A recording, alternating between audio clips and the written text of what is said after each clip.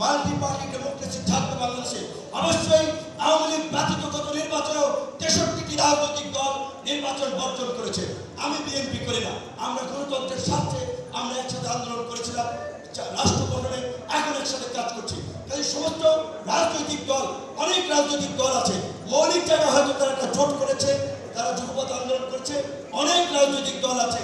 এই ফ্যাসিস্ট আওয়ামী লীগের এই দেশে নিষিদ্ধ করা হলে বিন্দুমাত্র ক্ষতি হবে না, কিন্তু এই দায়িত্ব রাষ্ট্র সংস্কার যেমন অন্তর্বর্তীকালীন সরকার করবে, বিপ্লবোত্তর গণঅভ্যুত্থান পরবর্তী অন্তর্বর্তীকালীন সরকারকে অনতিবিলম্বে এই আওয়ামী লীগকে নিষিদ্ধ করে পরিপত্র জারি করলে দেখবেন আওয়ামী লীগ তৎপরতা বন্ধ হয়ে যাবে, ষড়যন্ত্র বন্ধ হয়ে যাবে।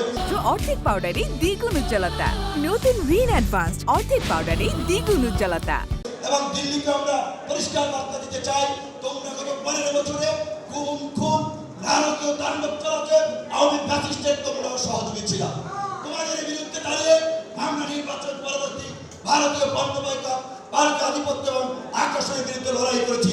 কাজে তোমরা যদি এই দেশকে আবার নতুন করে স্থিতিশীল করার চেষ্টা করো, আওয়ামী লীগের পুনর্বাসন করার চেষ্টা করো, তোমাদের সাথে সম্পর্ক ভালো হবে না। আমরা পরিষ্কার কথা, প্রতিবেশীর সাথে ভালো সম্পর্ক আমরাও চাই, কিন্তু সেই সম্পর্ক হবে দুদেশের নাগরিকের স্বার্থ সংশ্লিষ্ট ন্যায্যতার ভিত্তিতে, গোলামের ভিত্তিতে নয়। ডক্টর ইউনূস সাহেব যেভাবে বলছেন পরিষ্কারভাবে, তোমাদের 7 সিস্টার্স কনসার্ন আমাদের পার্বত্য চট্টগ্রামকে তোমরা স্বাধীনতার পরবর্তী থেকে ঐতিহ্যশীল করে যাচ্ছ।